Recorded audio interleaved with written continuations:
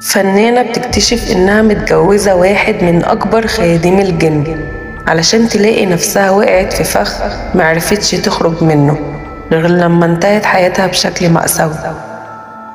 قصة حقيقية حصلت مع فنانة مصرية. لايك واشتراك ويلا نبدأ الحكاية.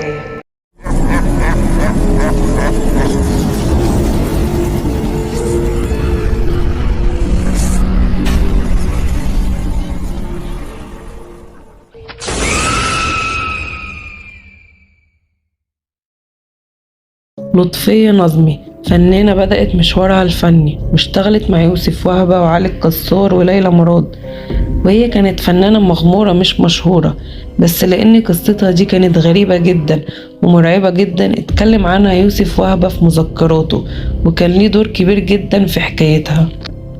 لطفية نظمي عبد الخالق اتولدت 6/12/1898 في دمياط. أهلها كان على قد حالهم حبتين، يعني كانت الدنيا معاهم ماشية على القد. والدها كان شغال صياد يدوب بيكفي احتياجاتهم بالعافية، ومخلهاش تكمل تعليمها بسبب كده. ولما كبرت كبر جواها حب الفن، فسابت دمياط وراحت عاشت عند خالها في القاهرة عشان تدور على فرصة تدخلها التمثيل، بس كان الفن هو البوابة اللي بسببها حصلت تغيرات كتير في حياتها. في البداية قرأت عن إعلان للفنان المسرحي عزيز عيد، كان بيدور على موهوبين علشان يمثلوا معاه مسرحيته الجديدة، فقدمت واتقبلت، وكان ده بداية دخولها للتمثيل.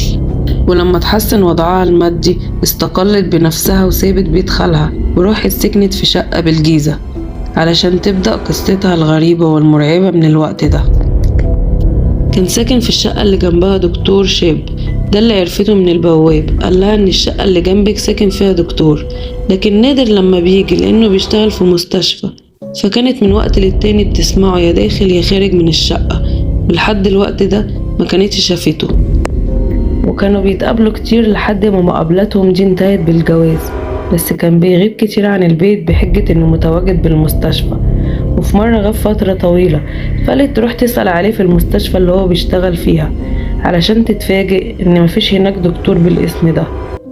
فراحت سألت في مستشفى تانية وتالتة ورابعة، دخلت اغلب من المستشفيات، لكن الغريب اسمه مش موجود في اي مستشفى.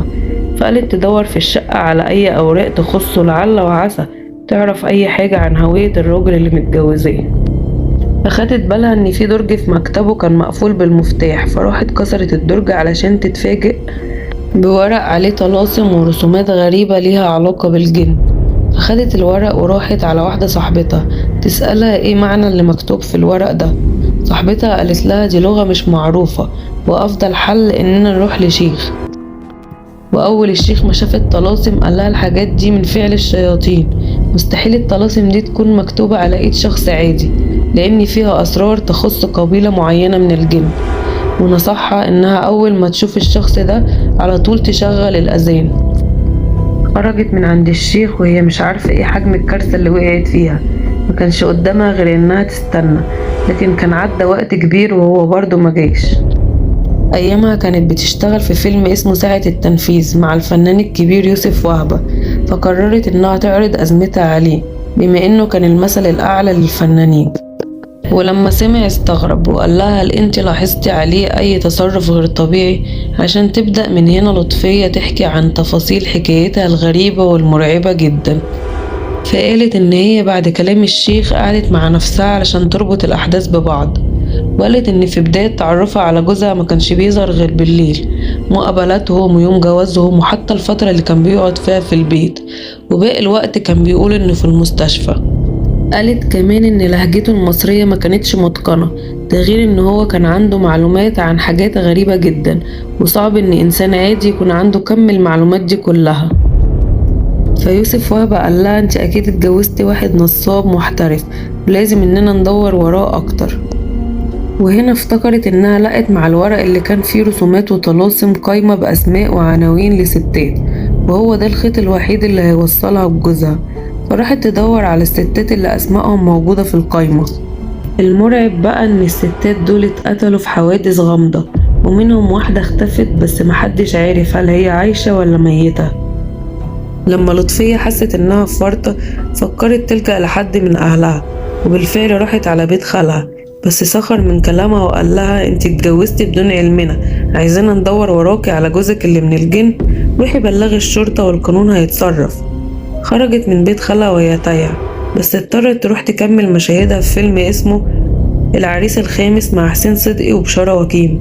وفريق العمل لاحظ عليها الإجهاد، كانت بتتعرض لحالات إغماء، فصاحبتها من المسرح واللي عارفة قصتها راحت للفنان يوسف وهبة وقالت له الظاهر إن لطفية بدأ يظهر عليها أعراض السحر.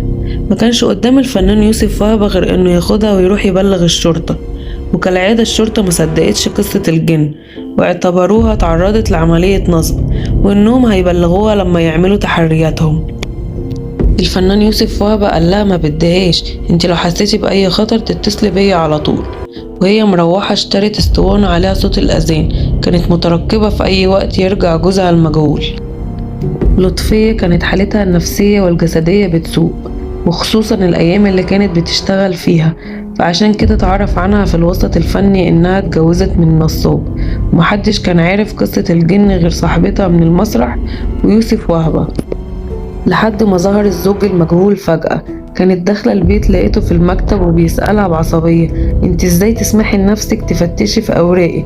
كانت مرعوبة لانها مش عارفة هل هي في مواجهة جن ولا واحد نصاب ومختل.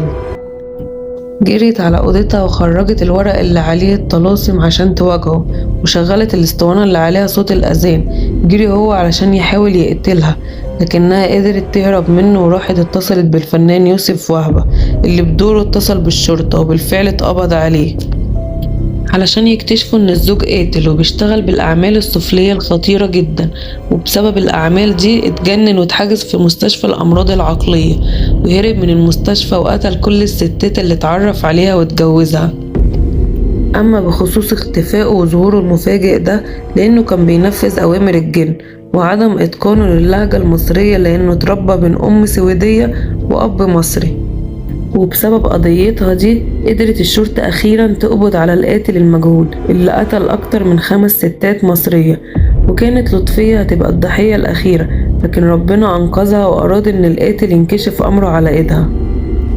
بعد كل اللي تعرضت له ده، راحت فين لطفية نظمي وعملت إيه في حياتها؟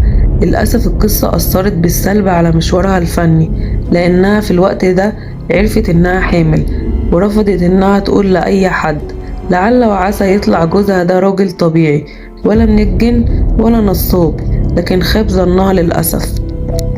فاعتزلت التمثيل فترة لحد ما تولد، وكان بيتواصل معاها تليفونيا الفنان يوسف وهبة، كان شايفها موهوبة رغم انها ما كملتش تعليمها، لكنها قدرت تثقف نفسها وتتعلم اللغة الإنجليزية. كانت في طريقها لتحقيق النجومية، لكن يا خسارة تأتي الرياح بما لا تشتهي السفن.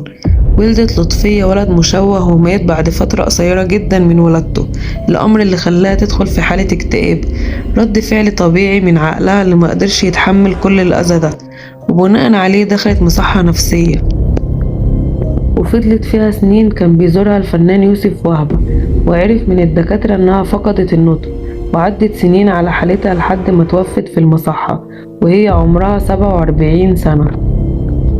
وبعد وفاتها بدأ الفنان يوسف وهبة في كتابة مذكراته، وكانت قصتها أهم جزء في المذكرات، وقال عنها الفنانة المغمورة اللي انتهى بيها المطاف في مصحة عقلية. قصتها ما كانتش معروفة في الوسط الفني لحد ما اتكشف عن مذكرات يوسف وهبة، ومن بعدها الآراء اتقسمت لجزئين، جزء كان شايف انها اتجوزت راجل غريب الأطوار وخادم مخلص للشياطين، والبعض الآخر كان شايف انها تعرضت لعملية نصب من واحد مختل وقاتل، وكان هيبقى مصيرها نفس مصير اللي قبلها لو ما كانش ربنا كشفه ليها، لكنها مع الأسف برضو انتهى بيها المطاف في مصحة عقلية. قولولي ايه رأيكم في القصة دي لحد ما اشوفكم في القصة الجاية.